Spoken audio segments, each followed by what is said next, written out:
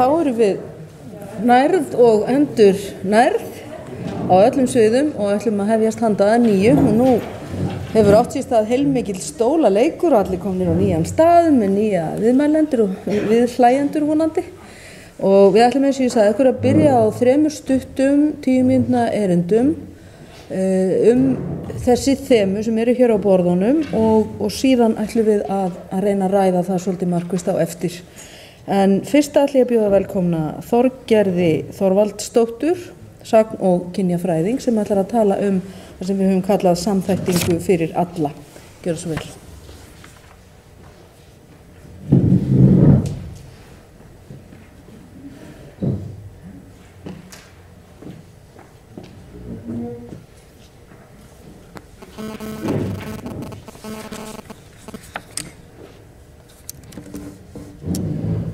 Já, góðan daginn. Ég hrædd að ég kannski flæki aðeins málinu frekar en einfaldi. En ég er ekkert endilega og ég er alls ekki sérfræðingur í samþættingu sem slíkri. Þannig að ég verð ekki með neina svona how-to lausnir en svona, já, almennari hugleiðingar. En í þessu erindi ætla ég aðeins að færa til fókusinn og spyrja hvort og þá hvernig útvíkka megi aðferðafræði kynjasamþættingar til þess að bæta stöðu og auka jafnrétti jaðarsetta samfélagshópa og tala þá einhvers konar margbreytileika samþættingu eða samþættingu fyrir alla eins og segir í titli þess erindis. Án þess þó að kynjavinklinu sé kastað fyrir róða en það er auðvitað í anda stefnu Háskóla Íslands gegn mismunun sem var samþykkt hér árið 2005. Fyrir mér kynjasamþætting og margbreytileika samþætting því ekki 2 andstæðir pólar í innbyrðis samkeppni heldur systurhugtök sem mikilvægt að skoða og vinna í samhengi en hvort tveggja krefst þekkingar og virkrar samræðu og samráðs við ólíka þekkingar og grasrótarhópa samfélagsins og þá í þessu tilfelli háskólasamfélagsins. Útgangspunkturinn fyrir allar pælingar margbreytileika samþættingu eru femínískar kenningar samtvinnun eða intersectionality og þetta svona, nú ég komin inn í það sem svona mitt sérsvið en þær skoða hvernig félags- og menningabundin valda mismunun sem verður til í kringum breytur eins og kyn, þjóðerni, kynþátt, kynhneigð, aldur, stétt, fötlun, trúarbrögð og búsetu samtvinnast og móta hverja aðra og hér gengið út frá þeirri grundvallarforsendu að allir séu staðsettir á nokkrum slíkum ásum félagslegra stöðu og að kyn sé rauður þráður sem síðan fléttar sig í gegnum allar hinar breyturnar. Og í því sambandi langar mig að vísa í niðurstöður svokallar Queen's rannsóknarhóp sem hann kom fram með hugtakið Gender Plus Equality Policies en hópurinn skoðaði jafnréttispólitík í 27 Evrópulöndum og rannsóknin var gerð frá árunum 2006 til 2011. Og þeirra niðurstaða var að kynjajafnrétti yrði ekki að fullu náð nema jafnframt væri tekist á við annað misrétti. Það misrétti sem byggir á stéttastöðu, kynþætti, þjóðerni, kynhneigð, aldri eða fötlun á öllum sviðum samfélagsins. Og verkefnastjóri Queen's verkefnisins, hollenska fræðikona Mike Verloo, hélt í raun fram að forsenda þess að kynjamisrétti verði útrýmt sé að við lærum að takast á við samtvinnun, sem sagt intersectionality. Því að ef að plúsarnir eða hinar minnihlutabreyturnar eru undanskildar, þannig að innflytjendakonur, fatlaðar konur, gamlar konur, samkynhneigðar konur og hér getum við auðvitað í öllum tilfellum talað kalla líka, alltaf einhvern veginn teknir út fyrir og settir í sviga, þá hætt við að jafnréttisstarf þjóni fyrst og fremst konum í efri lögum samfélagsins. Alvöru jafnréttisstarf því alltaf að horfa á heildarmyndina þar sem allir plúsarnir eru með og tekist á við þá sem órjúfanlegan hluta kynjajafnréttis. Og að þessu sögðu finnst mér alveg klárt að við verðum að aðlaga og þróa þau tæki sem við höfum í jafnréttisbaráttunni og í þessu tilfelli erum við að tala kynjasamþættingu að þeim verkefni sem við stöndum frammi fyrir. Og í því sambandi fannst mér hollt að rifja upp hugleiðingar fræðikonar Níru Júval Davis en hún benti á að samþætting, rétt eins og samtvinnun, eru aldrei markmið í sjálfum sér, heldur tæki til þess að ná tilteknum markmiðum. Og markmiðið hér þá augljóslega jafnrétti fyrir alla og réttlátara samfélag. Og í því sambandi mikilvægt að tryggja ekki einungis jöfn tækifæri, heldur verður að grípa til viðeigandi aðgerða til þess að tryggja jafna og réttláta niðurstöðu. En þegar rætt jafnrétti allra hafa ólík hugtök verið á sveimi og eitt þeirra sem ég nota raunar hér hugtaki margbreytileiki sem þýðing á enska orðinu diversity. Gallinn við það hugtak að það var á sínum tíma yfirtekið af svona nýfrjálshyggjuskotnum markaðsfræði hugmyndum en í þeirri útgáfu var pólitíkin tekin út og það var sem sagt svona við erum öll breytileg en við stöndum öll jafnfætis. Og hugmyndin sem eftir stóð var sú að fjölbreyttur starfsmannahópur laðaði að fjölbreyttan viðskiptamannahóp og þar með ykust viðskipti. Samkvæmt slíkri hugmyndafræði mikilvægt að stofnanir eins og háskólar hafi bæði karla og konur en einnig samkynhneigða, fólk með fötlun og innflytjendur í sinni framvarðasveit og laði þannig til sín fjölbreyttan hóp nemenda.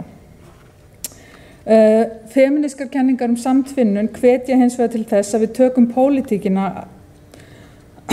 tökum á pólitíkina bak við margbreytileikann og göngumst við því að jaðarsettir hópar standa frammi fyrir kerfislægri mismunun og að í margbreytileikanum búa ólík valdatengsl þar sem sumir eru jafnar en aðrir. Markmið kynja- og margbreytileika samþættingar því að binda enda á kerfislæga mismunun en í stað þess að nálgast jafnrétti allra hópa sem sértækt viðfangsefni á jaðrinum nauðsynlegt að flétta jafnrétti sjónarmið þar sem horft á kyngervi eins og við höfum verið að ræða hérna í morgun en einnig kynhneigð, þjóðerni, trú, aldur, stétt og fötlun inn í alla stefnumótun og áætlunargerð. Nú hins vegar hætt við að einhverjum fallist hendur. Við erum búin að ræða hérna samþættingu sem gengur út af það að jafnrétti sjónarmið séu fléttuð inn í alla stefnumótum og öllum stigum samfélagsins og af öllum aðilum og þetta auðvitað svona próaktífa aðgerð þar sem ráðast á róttækar samfélagsbreytingar en ekki bara bregðast við einstaka misgerðum og ranglæti sem upp kemur. Kynjasamþætting ein og sér hefur reynst eins og hefur komið hérna fram býsna flókin og erfið í framkvæmd þó þessi ekki krafist eins og ég að gera hérna að við bætum síðan við þessum 6 eða 7 breytum sem ég taldi hérna upp í ofanlág. Þannig að, og eins og ég segi, ég viðurkenni alveg að fyrst þegar ég fór að hugsa þessu mál og þá fékk ég svolítið þessi tilfinningu bara þetta er svo hrikalega stór pakki, bara gerum ekki neitt, þetta er bara einhvern veginn hallar sér aftur og bara En ég held við verðum að taka skrefið lengra. Og mín niðurstaða hér kannski að þetta þarf ekki að vera svona flókið. Hér mikilvægt að hafa hugfast það sem að við öll auðvitað vitum að hvorki karlar eða konur einföld stærð, heldur margbreytilegur hópur af öllum stærðum og gerðum.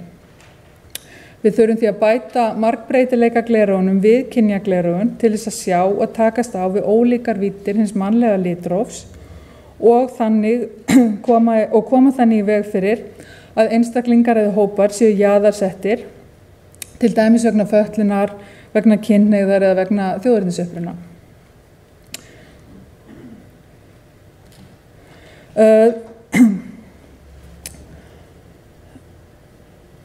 Þá mikilvægt, og hér kannski að tala svolítið andstöðu við hana Hugrún áðan, að það mikilvægt að gera sig grein fyrir því að kynja- og margbreytileika samþætting getur aldrei orðið svona win-win politík, það sem allir vinna. Samþætting, rétt eins og sértækar aðgerðir, eru pólitísk aðferðafræði sem krefst þess að völd og forréttindi tiltekinna hópa séu sett í uppnám eða færð til. Þegar jafnréttissjónarmið sett í öndvegi, blasir við að þeir hópar sem notið hafa forréttinda missa einhverja sneiða sinni köku. Og eins og segi, og fyrir mér þetta bara einfalt, þú veist, jafnrétti ekki, við búum ekki einhver svona, þetta getur ekki verið svona win-win. Samþætting kynja- og jafnréttissjónarmiða krefst hins vegar þekkingar þekkingar á kynjafræði og ólíkri stöðu karla og kvenna eins og við höfum verið að rekja hérna í morgun, en líka sérþekkingar á stöðu ólíkra minnihlutahópa. Samþættingarferlið krefst þess vegna samræðu og samráðs bæði á milli ólíkra þekkingasviða og þar vil ég nefna greinar svið eins og kynjafræði, fötlunarfræði, hinseginfræði, innflytjendafræði og við ólíka grasrótarhópa og talsmenn þeirra jaðarsettu hópa sem að jafnréttisstarfi er ætlað að ná til. Og þar með hef ég lokið máli mínu.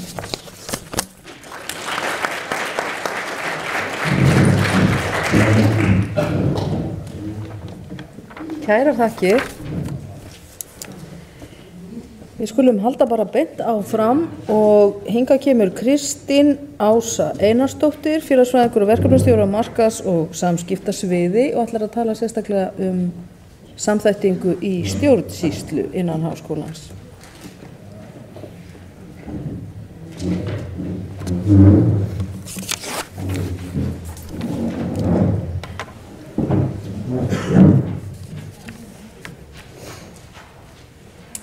Já, ágætu gestir, ég vil byrja að segja, mér finnst afskaplega jákvætt að Háskólaráð hafi falið jafnréttisnefnd skólans að útbúa þetta átak og ég vil þakka fyrir að fá að taka þátt í þessu og ég vona að ég geti miðlað einhverjum nytsamlegum punktum hér í dag.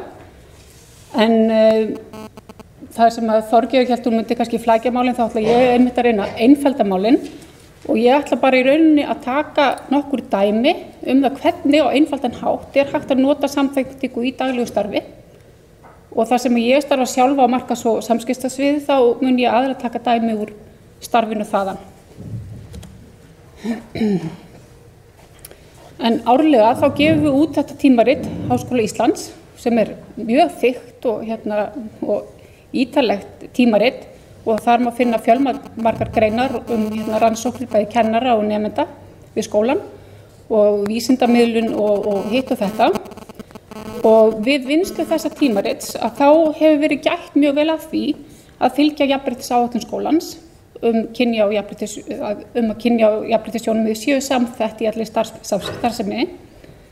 Og því er haldin sérstök skrá yfir kynjahlutfallið í tímaritinu. Og myndir og fræðasvið og fleira til þess að fylgja jafnræði. Þetta er ekki tímafrek vinna og hún hjálpar okkur bara við að halda góða skrá yfir tímaritið og á móti verður tímaritið að sjálfsögðu bara fjölbreyttara og skemmtilegra. Og markmið er náttúrulega að laða til okkar sem fjölbreyttasta úrval nemenda.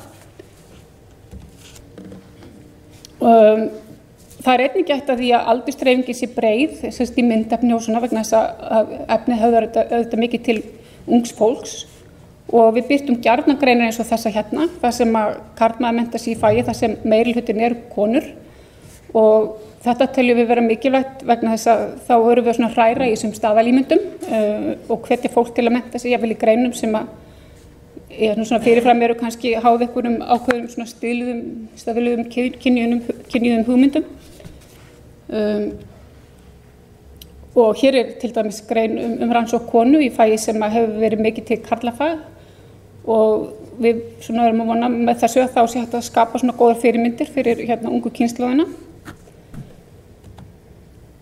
Og hér er karl til dæmis í hjúkrunarfræði og hann er búinn að venjast því að vera einn af stelpunum, segir hann í fyrirsögninni og við teljum þetta já eins og ég segi mikilvægt þátt í að brjóta upp þessar kynjabundnu stéttir og reyna það að minnsta kosti og draga fram hlutverk þar sem að konur eru innan karlastétta og karlar innan kvennastétta.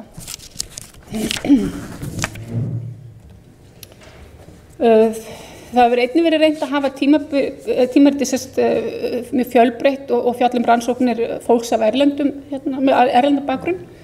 Og eins og kom fram hjá Kristínu hér fyrir morgun þá er einmitt markmið skólans að laða til sín innflytjendur og þannig að þeir fari meira svona í langtíma nám og ég held að svona greinar getur verið góður liður í að laða fólk að.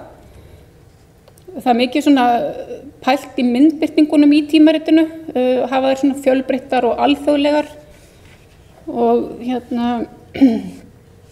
og það er einnig hugað að aldurshópunum í tímaritinu og reynt að hafa hann sem breiðastan og einnig hlutfall nema á móti kennurum sé svona nokkurn veginn jafnt. Hér til dæmis kona í doktorsnámi sem einnig af erlendum uppruna og hér einn af prófessorunum og það einmitt eins og í þessari grein mjög gott að fá inn í tímaritið greinar jafnréttismálin og við það að passa svona vel upp á hluti og samþætta við gerð tímaritsins hefur efniritsins bara orðið mun betra og samþættingin bara verið til hagsbóta fyrir alla.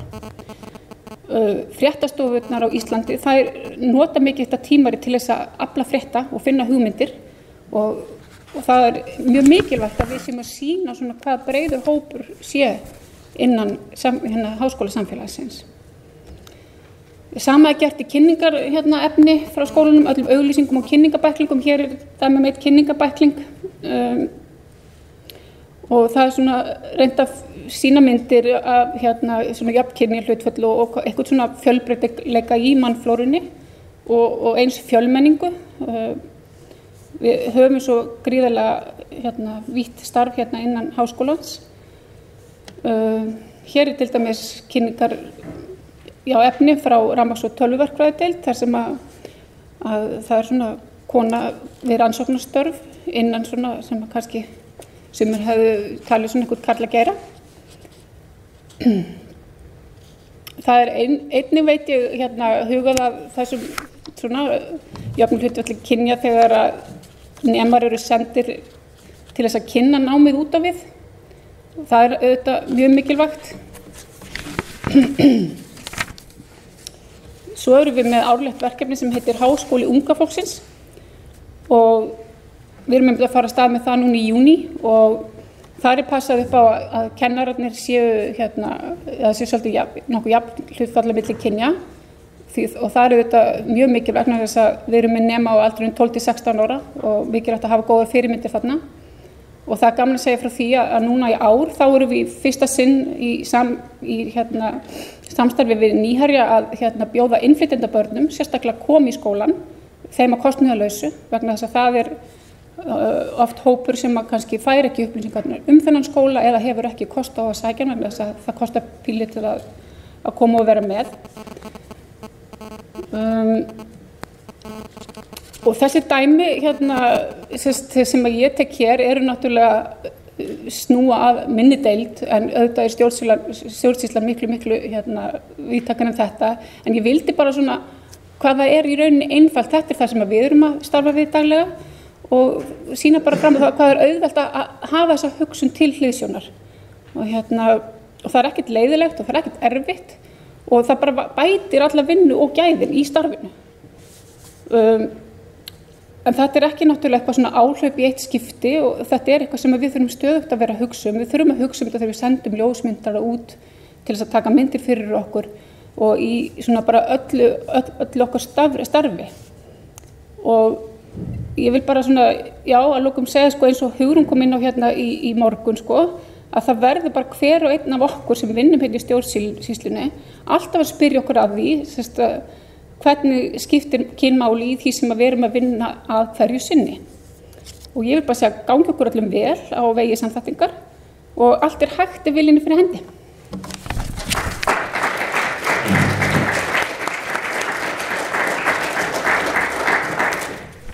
Kærar þakkir fyrir þessi góðu hvatningarorð.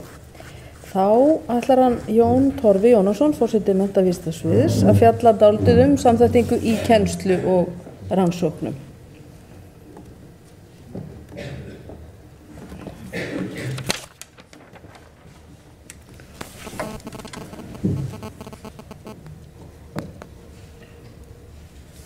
Þakka fyrir Hrefna, ágæta samstarfsfólk. Ég ætla að draga fram örfá atriði sem tengjast samþættingu kennslu og rannsókna og svona smá inngangur og svo skilgreiningu jafnréttis, samþættingu og þá sérstaklega samþættingu í kennslu og rannsóknum, nýjar áherslur yfirleitt og hugmyndir verklag. Og fyrst ætla ég bara aðeins að spyrja hver veit hvað hvað og það tengist því þegar Hrefna nefndi við mig að segja nokkur orð þetta efni, þá sagði ég bara vissi ekki nægilega mikið það og það væri betra að fá einhvern sem þekkti til þessa, við erum marga sérfræðinga á mínu sviði Og mér þetta óþægilegt að tala efni sem ég vissi ekki nægilega mikið Og Hrefna vorkenndi mér nú ekki mikið, en sagði að þetta væri kannski liður, hluti af því sem varum að glíma við almennt. Það við erum ákveðna sérfræðinga og mér finnst það sérstaklega gott innlegg sem hefur verið hérna í morgun, en sem undirstrikar það að við erum með fólk sem veit gríðarlega mikið efni og miklu meira heldur en getum gert ráð fyrir að hver og einn muni vita. Við erum bara öll hér, hvort sem það í stjórnsýslu annars staðar sérfræðingar í ákveðnum verkefnum á ákveðnum sviðum. Og við eigum ekki að gera ráð fyrir því allir verði jafnmiklir sérfræðingar. Það bara óraunsætt og fráleitt.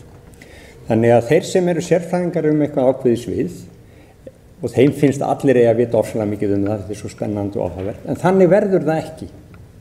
Og við erum sum sérfræðingar í bókmenntum eða efnafræði eða lyfjafræði eða menntamálum almennt. Og við verðum bara að virða það að þannig lifir sérfræði.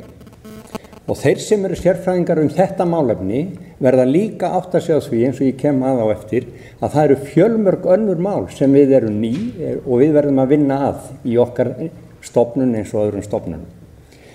Þannig að þetta ein spurning sem verður alltaf að koma upp, hverjir eiga að vita eitthvað efnið og hve mikið og hvers vegna. Og þeir heyrðu að ég sem ekkert að biðja sérstaklega afsökunar á því að vita ekki nægilega mikið þetta, þó að mér finnist sem forseti sviðs og sérstaklega menntavísindasviðs að ég ætti kannski að vita meira það en ýmsir aðrir og meira en ég veit. En þá kem ég líka svona praktískum atriðum eins og skilgreiningar. Og mér finnst það vera vandamál þegar tala skilgreiningar og kemur fram í mörg af því sem hefur sagt hér, að það bara oft ekki ljóst hvað verið að tala. Þegar við erum að tala jafnrétti, þá sagt ég að við erum að tala jafnrétti kynja að vísu í víðum skilningi og Þorgerður meira að segja sagði það ekki hægt að afgreina þetta. En mér finnst að skipta mjög miklu máli í daglegri umræðu, það sé bara ljóst hvenær verið að tala jafnrétti kynja og hvenær verið að tala jafnrétti í víðari skilningi, sérstaklega þegar verið að gera kröfu að við eigum að gera eitthvað í málinu. Og þá kemur meðal annars upp spurningin lagasetningu og það verið bent á það eru lög jafnrétti kynja og jafnvel getur vel verið eins og kom hérna fram í upphafi að þau séu vísi til sumra hluta jafnréttiskynja en ekki allra, það að segja sérstaklega til jafnræðisins, þannig að það verður ljóst til hvers lögin vísa. Og mér finnst það vera verkefni ykkar sem starfið í jafnréttisnefndum að gera okkur hinum nokkuð ljóst hvenær verið að tala hvað. Hvenær verið að tala jafnrétti kynjana, hvenær verið að tala jafnrétti annar hópa eða hvenær verið að tala þetta allt í senn. Skiptir að mínum mjög miklu máli. Og mér finnst þetta að vera svona óþægilegt hvað það oft óljóst í mínum huga því ég nú alin upp í jafnréttishópi mjög sterkra jafnréttisinna í uppeldis- og menntunarfræði og svo á menntavísindasviði. Þegar þetta óljóst. Nú, hvað var það samþættingu að þá ég að tala þetta sem starfsmaður sem á að hlutast til að hlutinni séu gerðir. Og þið þurfi ekki annað að ræða við samstarfskonu mína Guðnýju Guðbjörnsdóttur til að vita það að henni finnst til dæmis að menntavísindasviði alls ekki nægilega mikið hafi gert, það vanti mjög mikið á. Og þá spyrir maður, hvað á að gera og hvernig? Og ég held að þegar verið að tala við okkur sem starfsmenn í stofnun að þá sé krafan skilgreiningu í verki, þar að segja til hvers ætlast á okkur. Eitt auðvitað að fræða okkur og sumir í háskólakerfunum halda að það gangi allt út á fræðslu. En það bara, hún dugar ekki ein og sér. Og auðvitað til mikið af gögnum og það þarf að taka þetta saman. Hvaða gögn eru til hjá jafnréttisstofu, þar sem meðal annars eru ágætir bæklingar hvað kynjasamþætting. Það eru gögn jafnréttisnefnda. Það eru íslensk rit efni töluvert mikið skrifað, við sáum tilvísanir nokkra greinar hér, miklu meira til. Það eru til fullt af tímaritum jafnréttismál, það ekki annað að fara inn á háskólavefinn og hvar.is og sjá hvað mörgum tímaritum orðið gender kemur fyrir til dæmis. Það að vísu sum þeirra eru ekki aðgengileg lengur. En það ekki að ætlast til þess þegar maður sér allt þetta efni að hver og einn lesi allt þetta. Það bara fráleitt og bara misskilningur sem eiginlega tefur málið. Og það sem svo mikið mál fyrir hvern og einn að setja sig inn í öll þau mál sem við eigum að vita og bara misskilningur og tímasóun ætlast til að hver og einn setji sín í málið og verði ofsalega upplýstur og taki upplýstar ákvarðanir hvað hann eigi að gera. Þess vegna leiðsögn hvað við eigum að gera lykilatriði og kerfi sem ætlar að vera skilvirkt verður að vera mjög upptekið af leiðsögninni. Ég vil bara fá leiðsögn hvað ég gæti gert, ekki hvað ég á að gera, heldur hvað ég gæti gert, hvaða hugmyndir eru upp það og ég verð svo þáttakandi því að meta það hvort ég geri það síðan en ekki. Umræðum efnið, nú er komið að samþættingu kennslu og rannsóknum og þið sjáu hvað ég skauta svolítið fram hjá því. En við erum til dæmis með á mínu sviði rannsóknarstofum jafnrétti, kyngerð og menntun og það hefur verið þeir sem Guðný sérstaklega en kollegar hennar fleiri hafa skrifað talsvert þetta efni. Mjög góða samantektir á vefnum sem Guðný hefur tekið saman það hvernig henni finnst þetta að koma fram í menntun. Þær hafa nýlega skrifað mjög áhugaverða grein í Netlu sem aðgengileg á netinu, þotulið og setulið kynja, jafnrétti og kennaramenntun. Þær hafa töluvert beint athygli sín á því hvernig við eigum að gera miklu meira heldur við höfum gert í að koma jafnréttisumræðin inn í kennaramenntun. Við erum mjög gagnrýnar á það hvað hefur lítið gert í því efni. Þannig að það töluvert til af efni og þá spurningin leiðsögnina að þessu efni og hvað við höfum að fá út úr því en eins og ég nefndi áðan þá fráleitt að ætlast til að við lesum þetta allt hver fyrir sig. Nú ef við komum að samþættingu kennslu og rannsóknum þá það líka eins og margir hafa nefnt hérna mjög flókið mál og mér fannst það koma mjög vel fram hjá henni Kristínu Önnu upp úr hennar ritgerð sem þættirnir í töflunum sem hún sýndi þar mjög gagnleg. Þess að það kemur inn í skipulag námsins, náttúrulega jafnræði í kynjahlutfalli í starfslíði en svo í aðsókn í námið. Síðan bara varðandi skipulag, kennslu og framkomu við kynin bæði sem hópa og sem einstaklinga að hvað marki kennslan bara skipulega til að taka mið á þeim sjónarmiðum sem þar uppi. Síðan hvað var það val efnis, bæði að því snýrað ólíkum áhugamálum nemenda og jafnræði speglist í efnisvali, til dæmis höfundun lesefnis, þetta allt atriði sem skipta máli.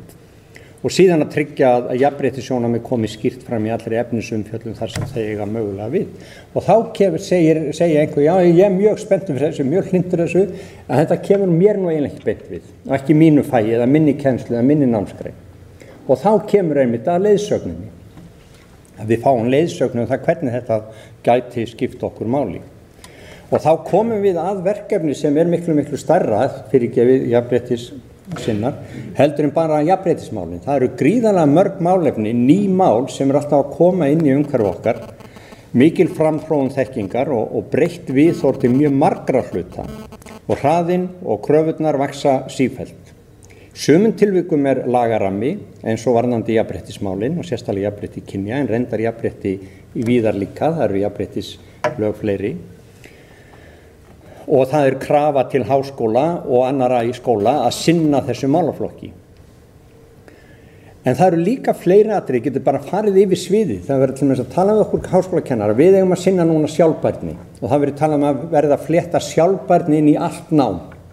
Og þetta sé bara eitt brýnasta mál sem nútíma samfélags að gera þetta almennilega. Ekkert síður heldur í jafnréttismálana. Nýlega komna fram mjög áhugaverðar hugmyndir siðfræði, en nú eigum við að sinna siðfræði miklu betur heldur en við gert. Þetta er í sjálfu sér sama problematíki sem kemur þarna upp. Lýðræði, mannréttindum, skapandi starfi, menntakerfið á að sinna skapandi starfi miklu betur. Við eigum kennarar að læra á alls konar heimildaskráningakerfi, við eigum að læra að sækja styrki, við eigum að læra á Moodle-kerfin og Uglu og ég veit ekki hvaðina og við eigum ekki bara rétt að kynna okkur þetta, við eigum að ná tökum á þessu öllu saman. Það er sem við eigum að ná tökum á ofsalega mörg og mér finnst við eigum að gera þetta. Spurningin bara hvernig við vinnum verkið. Og auðvitað höfum við að glíma við líka mikla innbyggða íhaldssemi, svolítið sérkennilega í samfélögum, við erum ekki að tala um háskóla á Íslandi heldur allstaðar, svona innbyggð íhaldssemi, menn segja ég er búin að læra mitt, ég ætla að vera framalega í því, en ég vil helst ekki vita af neinu öðru. Það eru þá þekkingarleysi, tímaleysi sem hrjáir alla og því við þekkið það vel. Stundum skeytingarleysi, mörgir hafa áhuga á skeytingarleysi til dæmis varðandi jafnréttismál, eða sjálfbærnimál, eða siðfræði, eða nýja kennslutækni eða hvað þetta heitir nú allt saman. Og ég meira að segja heyrt þau rök í háskólasamfélagi bæði hér og annars staðar að það er breyta hægt sem bara gengur ekki upp lengur. Við erum þegar orðin allt og íhaldssöm í breytingaferlum.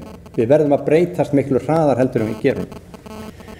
Og þetta dregur allt athygli að það við getum kallað stofnunarskyldum eða stofnunareðli háskóla. Háskóla ekki bara svona rannsóknarsamfélag eða fræðarsamfélag, það líka stofnun sem hefur talsverðar skyldur og stofnunin verður að reyna að átta sig á því hvernig hún ætlar að þróast og taka tillit til allra þessara málaflokka. Og þá komið að verklaginu. Það dugar ekki almenn fræðsla eða ábendingar eða hvatning til þeirra sem þó eru áhugasamir. Það verða að koma til hlutbundnar skýrar ábendingar til mín sem háskólastarfsmanns það hvernig umrædd viðhorf eða áherslur gætu flettast inn í mín námskeið eða mína námsleið eða mína rannsóknir umfram það sem ég hef þegar áttað mig á. Í því felast hvorki fyrirmælin í aðeins ein leið sé skynsamlega en slík leiðsögn algjörlega nauðsynleg í langflestum tilvikum. Þarna ég situr maðurinn sem ég myndi vilja fá mér til leiðsagnar, Arnar, fara og eins og ég nefni hér. Auðvitað þarf að meta síðan starfi hvort að þetta gengur eftir til þess að við áttum okkur á því hvort við farið eftir leiðsögn eða tekið tillit til hennar eða hugsa út í hennar. Það verði viðurkennt að í verkefni sem snúast oft beinlínis jafnréttismál, samanber kennarastarfi, dugar ekki að flétta efnið inn í allt nám. Það ætti jafnframt að bjóða nemendum upp á sérhæfð námskeið. Stundum sagt þá bara flétta sjálfbærnina, siðfræðina, allt þetta jafnréttismálin inn í allt nám og það dugar. Fyrir mér það bara ekki nóg. Allavega í mörgum sviðum þar sem jafnrétti sérstakt áhersluefni eins og í menntageiranum, þá verða líka að vera sérstök námskeið. Það engin önnur leið. Þannig að tiltekinn hópur verðandi fagmanna þekki tiltölulega vel fagleg umræðu máli eins og við komum fram hérna í kynningunum hérna undan. Það verðum að hafa líka svona fólk sem þekkir til umræðunar. En nú það verður að kynna það reyndar eins og Þorgerður gerir mjög vel að stundum að einfalda málinu. Hvað var það þá þætti sem koma eiga fram í efnistökum einstakra námskeið, þá var gagnlegt að setja fram hæfni viðmið. Að breyttu breytanda svipað á starfshópurinn siðfræði hefur nú gert, því kannist kannski við það. Hæfni viðmiðin sem sá starfshópur lagt fram, mjög gagnlegt og við eigum öll að taka tillit til, eins og þið vitið. Og það verði lagt í grundvallar námskrárgerð og umræðu við kennara námskeiða. Það væri eitthvað sem hægt að gera og Anna Kristín benti mér á þetta sem leið sem hún hefur áhuga á því að útfæra. Skilgreind verði tiltekin verkefni, svo sem siðfræði eða sjálfbærni og hér jafnrétti. Aðild allra greinaskipulögð, mér finnst hefur komið til huga rótasjónin eða rúllettan í varðandi gæðaúttektirnar, það valdi bara einhverjar deildir næsta ár og greinar og farið í gegnum þær og svona klára þetta allir á 3 árum. Sest með hverjum og einum kennar og rannsakanda og rætt hvernig málaflokkurinn hér jafnréttismál koma þar við sögu, meðal annars hvernig kynna megi fyrir nemendum í kennsluáætlun, hvernig á þessu sé tekið í námskeiðinu. Öllum séu ljós laga og reglu ákvæðum þetta efni að því varðar þessa námsleið eða námsgrein eða námskeið og ég bara með þess að reikna þetta, hann alltaf í peningamálunum. Sé gert ráð fyrir 2 tíma fundi með hverjum kennara og náð til 100 kennara árið, þá fara til verkefnisins 4, það að stilla þetta á og náð til kennara svo framvegis, 400 vinnustundur ári, rúmast ágætlega innan vonandi starfsjafnréttisfulltrúa. Tryggt að efni sé falla í námskeiðum sem við kennslu, það núna námskeið fyrir háskólakennara, þar verður að fjalla þetta og rannsóknir fyrir þá sem í doktorsnámi, námskeið fyrir þá líka. Og einhvers konar mat farið fram eftir 2 keislu námskeið til að meta hvernig verkefni heild hafi tekist og verklega endurskoðað. Kæra þakkir.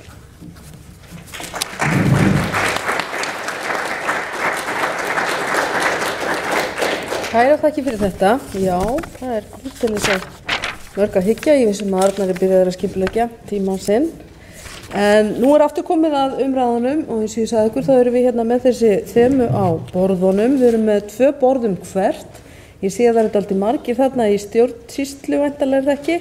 Það líka annað borð hér ef þið viljið dreifa ykkur, ef einhverjir kannski 2 vilja færa sig. En við höfum hér úrvals umræðustjóra og þeirra hlutverk nú svona fyrst og fremst bara að opna umræðinu og hvetja alla til að taka til máls. Þeir eru svo sem ekkert að halda einhverja pistla, en hér Jón Atli Benediktsson, aðstoðarmaður vísinda og kennslu, aðstoðarrektor fyrir vísinda og kennslu á borði hér samþættingu í kennslu og rannsóknum. Arnfríður Guðmundsdóttir, jafnframt á borði samþættingu í kennslu og rannsóknum, hún prófessor í guðfræði og trúarbragðadeild. Svo það stjórnsýslan, Guðmundur R. Jónsson, framkvæmdastjóri fjármála og reksturs, ætlar að leiða annað borðið og Guðrún Jóhanna Guðmundsdóttir, sviðsstjóri starfsmannasviðs, leiðir hitt.